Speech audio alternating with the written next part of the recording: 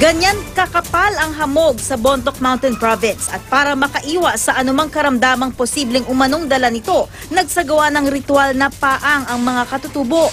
Meron ding kaping pampainit lalo't bulubundukin kaya talagang malamig sa Mountain Province. Sa Metro Manila, mas na-enjoy ang lamig na dulot ng amihan.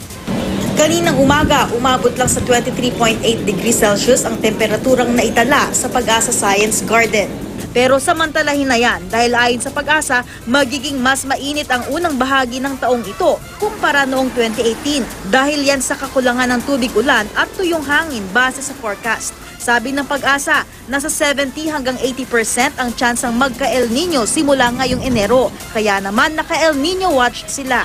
There's still higher chances of pagkaroon ng El Nino dito pong first quarter ng 2019. Yung paglamig ng temperaturang yon during the past 2 or 3 weeks, parang short-lived lang siya.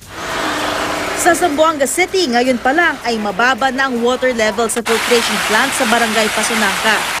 Inihahanda na nga ng Zamboanga City Water District ang schedule sa pagrerasyon ng tubig at bumuo na rin ang Task Force El Nino para tugunan ang lumalalang sitwasyon ng water supply bunsod ng madalang na pag-ulan doon. Today's elevation point in our water treatment plant in Pasunangka at 74.06. This is approaching critical level. Our normal elevation is at 74.20. Pati mga magsasaka, ramdam ang epekto ng kakulangan ng tubig. Ang tanim nilang talong hindi gaanong lumaki. Madali namang nanuyot ang mga siling labuyo. Pag-uusapan ng LGU at Department of Agriculture Region 9 ang posibleng cloud seeding operation sakaling lumala ang sitwasyon sa Zamboanga City. Ayon sa Pag-asa, kapag naranasan ang El Nino, magiging mas tuyo ang panahon at maaaring madelay ang tag-ulan ngayong taon.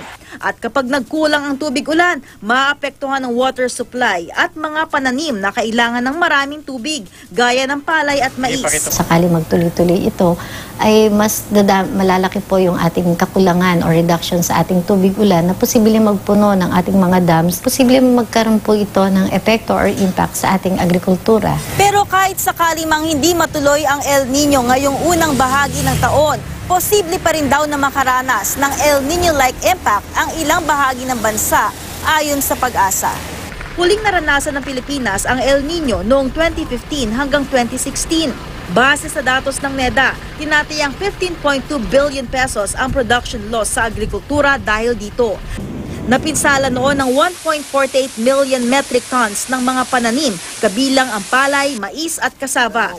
Mahigit 400 magsasaka sa 57 probinsya at 2 lungsod sa bansa ang naapektuhan ng El Nino noon.